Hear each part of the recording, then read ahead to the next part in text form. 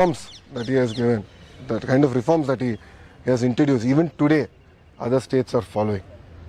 And if you look at it back then, in terms of food security, giving women equal rights in assets, giving power at a very subsidized price to farmers, the irrigation projects that he has done, even today they all stand as a testimony for his vision, his commitment for the people of Telugu speaking states.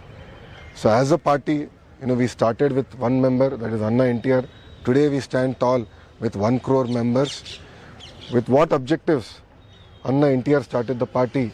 We are carrying his legacy forward. Wherever Telugu people are, in whichever state or in whichever country across the world, wherever they are, we will stand by them. Our agenda is only one, which is Telugu people across the world, across the globe, should be number one.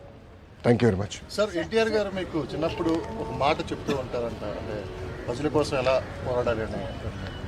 ఇప్పుడు అన్న ఎన్టీఆర్ గారు నాకు చిన్నప్పుడు గుర్తుంది ఒకటే, ఆయన చూస్తే భయం కలిగేది. ఎందుకంటే ఆయన ఒక పెద్ద పర్సనాలిటీ. మనవాడైనా ఆప్యాయంగా పిలిచినా ఇంట్లో మాకు చెప్పి పంపించారు, రే ఒళ్ళ దగ్గర పెట్టుకో, పిచ్చి పనులు చేయొద్దని. కొంచెం అల్లరి ఎక్కువ నేను చిన్నప్పుడు.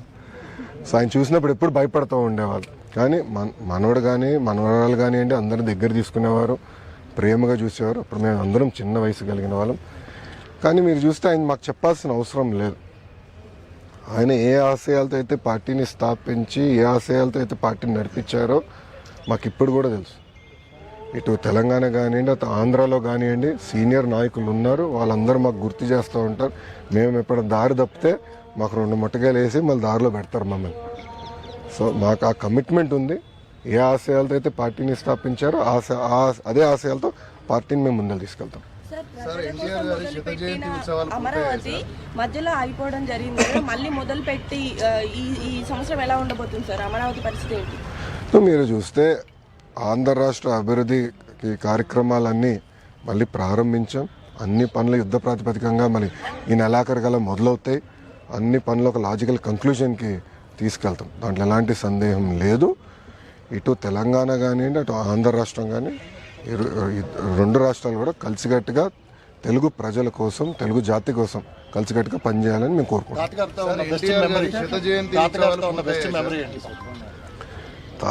అన్నగారితో ఉన్న నాకు బెస్ట్ మెమరీ అంటే, ఒకసారి ఆయన మేమందరం హ్యాబిట్స్లో ఆయన ఉన్నప్పుడు మమ్మల్ని బయటికి తీసుకెళ్ళండి అని ఆయన కోరారు. మేమందరం కోరాం. మనవరాలు మేము ఒక 10 మంది ఉంటే మేమందరం గొడవ పెట్టి మీరు మమ్మల్ని బయటికి తీసుకెళ్ళండి. అప్పుడు ఆయన ముఖ్యమంత్రి. ఆయనకు ఒక పెద్ద బండి ఉండేది, ప్యాకర్డ్ అని, ఇప్పుడు కూడా ఉంది మా మామయ్య గారి దగ్గర. ఆయన నేనే నడుపుకుంటూ తీసుకెళ్తానని ఏమో స్పీడ్గా వెళ్ళారు. మేము గండిపేటకి వెళ్తుంటే లెఫ్ట్కి వెళ్ళాలా రైట్కి వెళ్ళాలని డౌట్ వచ్చింది. సగం మంది మేము లెఫ్ట్ అనో, సగం మంది రైట్ అనో ఆయన తీసుకెళ్ళి సెంటర్లో గుద్దారు. సో ఇప్పుడు కూడా నేను మర్చిపోలేను. ఎందుకంటే ఆ యాక్సిడెంట్ కారణం మేమందరమే, మనవరాలు వెనకాల కూర్చున్న వాళ్ళు. సో అట్లా అనేక మంచి మెమరీస్ పెద్ద ఎంతమా అనుకోండి. సార్, ఎన్టీఆర్ గారి 100వ జయంతి ఉత్సవాలు ఇప్పటికే పూర్తయ్యాయి. భారతరత్న డిమాండ్ అనేది అది ఇంకా అలాగే ఉంది. ఏ విధంగా ముందుకెళ్ళున్నారు సార్? ఆ డిమాండ్ ఉంది. మా జాతీయ అధ్యక్షులు వారు చంద్రబాబు నాయుడు గారు దానిపైన స్పష్టంగా ఈరోజు కూడా మాట్లాడతారు. ఆ డిమాండ్ ఉంది. మేము కేంద్ర ప్రభుత్వంతో కూడా మాట్లాడుతున్నాం. తప్పనిసరిగా అన్న ఎన్టీఆర్కి భారతరత్న ఇస్తారని మేము ఆశిస్తున్నాం.